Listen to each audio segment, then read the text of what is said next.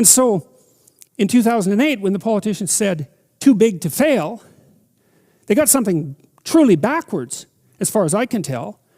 And that was, it was a reverse, the statement was reversed. It should have been so big it had to fail.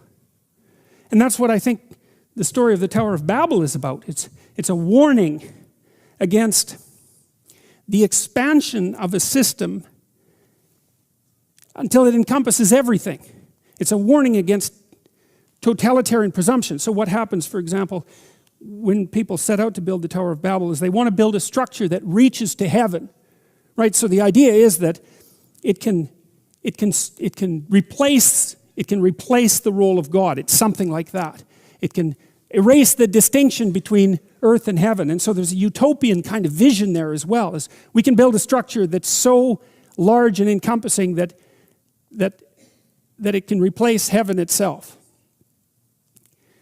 And that's an interesting, the fact that that doesn't work and that God objects to it is also extraordinarily interesting. And it's an indication to me of the unbelievable profundity of these stories. It's like, I think one thing we should have learned from the 20th century, but of course didn't, was that there's something extraordinarily dangerous about totalitarian utopian visions. That's something Dostoevsky wrote about, by the way, in his great book, Notes from Underground, because Dostoevsky had figured out by the early 1900s that there was something very, very pathological about a utopian vision of perfection, that it was profoundly anti-human. And in Notes from Underground, he demolishes the notion of utopia. One of the things he says that I loved, it's so brilliant. He said, imagine that you brought the socialist utopia into being. And Dostoevsky says, and that human beings had nothing to do except eat, drink, and busy themselves with the continuation of the species. He said that the first thing that would happen under circumstances like that would be that human beings would go mad and break the system, smash it, just so that something unexpected and crazy could happen, because human beings don't want utopian comfort and certainty. They want adventure and chaos and uncertainty. And so that the very notion of a utopia was anti-human, because we're not built for static utopia. We're built for a dynamic situation where there's demands placed on us and where there's the optimal amount of uncertainty. Well, we know what happened in the 20th century as a consequence of the widespread promulgation of utopian schemes. And what happened was mayhem on a scale that had never been matched in the entire history of humanity. And that's really saying something, because there was plenty of mayhem before the 20th century. I guess there wasn't as much industrial clout behind it. And so early, you see, so early in the biblical narrative, you have a warning against hubris and some indication that properly functioning systems have an appropriate scale. I read an article in The Economist magazine this week about the rise of nationalist movements all over the world as a counterbalance to globalization. Maybe it's most marked with the European Economic Community. And The Economist writers were curious about why that counter movement has been developing, but it seems to me that it's also a Tower of Babel phenomena, is that, and maybe this is most evident in the European Economic Community, to bring all of that multiplicity under the, what would you call it, under the umbrella of a single unity, is to simultaneously erect a system where the top is so far from the bottom that the bottom has no connection to the top. You know, your social systems have to be large enough so they protect you, but small enough so that you have a place in them. And it seems to me perhaps that's what's happened in places like the EEC, is that the distance between the typical citizen and the bureaucracy that runs the entire structure has got so great that it's an element of destabilization in and of itself. And so people revert back to, say, nationalistic identities because it's something that they can relate to. There's a history there and a shared identity, a genuine identity, an identity of language and tradition that's not an artificial imposition from the top, an artificial abstract imposition.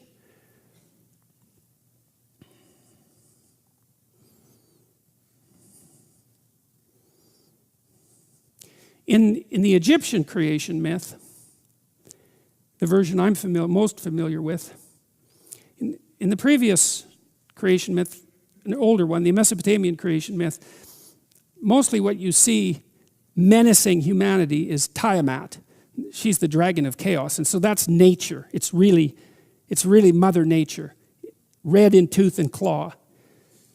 But by the time the Egyptians come along, it isn't only nature that threatens humanity, it's the social structure itself. And so the Egyptians had two deities that represented the social structure, and one was Osiris, who was like the spirit of the father.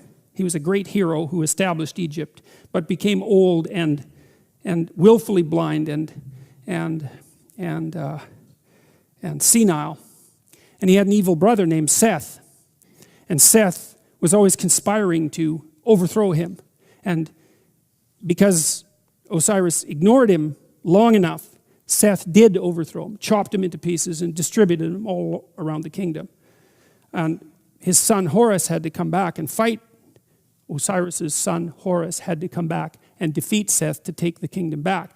And that's how that story ends. But the Egyptians seem to have realized, maybe because they had become bureaucratized to quite a substantial degree, that it wasn't only nature that threatened humankind, it was also the proclivity of human organizations to become too large, too unwieldy, too deceitful, and too willfully blind, and therefore liable to collapse. And again, I see echoes of that in this story of the Tower of Babel. So it's a calling for a kind of humility of social engineering. One of the other things I've learned as a social scientist, and I've been warned about this by, I would say, great social scientists, that you want to be very careful about doing large-scale experimentation with large-scale systems, because the probability that if you implement a scheme in a large-scale social system, that scheme will have the result you intended is negligible. What will happen will be something that you don't intend, and even worse, something that works at counter purposes to your original intent. And so, and that makes sense, because if you have a very, very complex system and you perturb it, the probability that you can predict the consequence of the perturbation is extraordinarily low, obviously. If a system works, though, you think you understand it because it works. And so you think it's simpler than it actually is. And so then you think that your model of it is correct, and then you think that your manipulation of the model, which produces the outcome you model, will be the outcome that's actually produced in the world. And that doesn't work at all. I thought about that an awful lot, thinking about how to remediate social systems, because obviously they need careful attention and adjustment. And it struck me that the proper strategy for implementing social change is to stay within your domain of competence. And that requires humility, which is a virtue that is never